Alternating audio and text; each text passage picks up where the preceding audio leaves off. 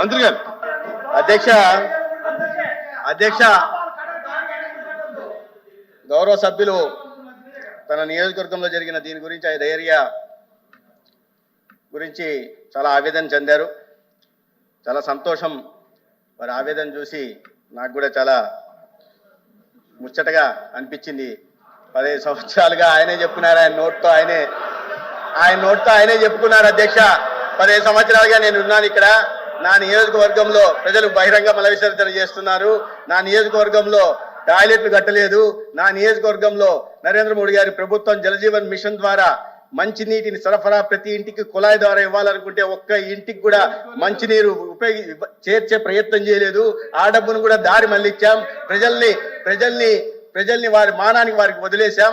వాళ్ళ ప్రాణాలని గాలిలో దీపంగా చేశామని చెప్పి గౌరవ సభ్యులు స్వయంగా ఒప్పుకున్నారు. అధ్యక్ష, ఇంకో గౌరవ సభ్యులు ఉన్నారు. ఆయన ఇంత మేధో సంపత్తి కలిగిన వాళ్ళు ఇటువంటి శాసన మండలిలో ఉంటారని నాకు ఇప్పుడే తెలిసింది. అధ్యక్ష, పావర్టీ కారణం అని చెప్పారు. చాలా మంచిది అధ్యక్ష. ఏదన్నా కలుషిత నీరు తాగితే అది పేద ధనిక లేకుండా ఎవరికైనా డయేరియా వస్తుందనే విషయం తెలుసుకోవాలి. కావాల్సిన గౌరవ సభ్యులు పోయి ఆ గుర్లలో కానీ ఇక్కడ చాలా చోట్ల అధ్యక్ష ఇప్పుడు లేదు, అక్కడంతా క్లోరినేషన్ చేయడం జరిగింది. 5 సంవత్సరాల నుంచి చేయకపోతే బ్లీచింగ్ చేస్తున్నాం, ట్యాంకులు క్లీన్ చేస్తున్నాం, పైపులు నిర్వహిస్తున్నాం. కాబట్టి ఆ సమస్యలు లేవు.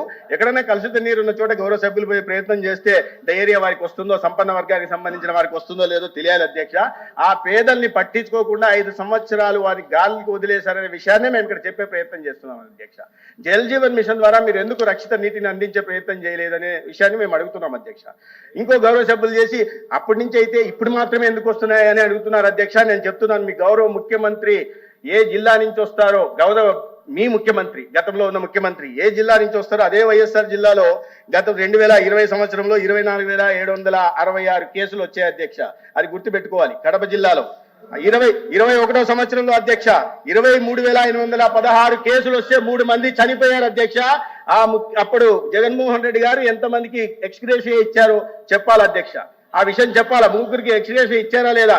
ఇన్ని వేల మంది ధైర్య ప్రభావితం అవుతుంటే వాళ్ళని పట్టించుకోకుండా ఇవాళ రాజకీయాలు వద్దు, ప్రజల గురించి మేము అంటున్నది అదే. అధ్యక్ష, 5 సంవత్సరాలు మీరు కేవలం రాజకీయాలకు పరిమితమై ప్రజల ప్రాణాలతో చెలగాటమాడారు. ఆ పరిస్థితి రాకూడదు.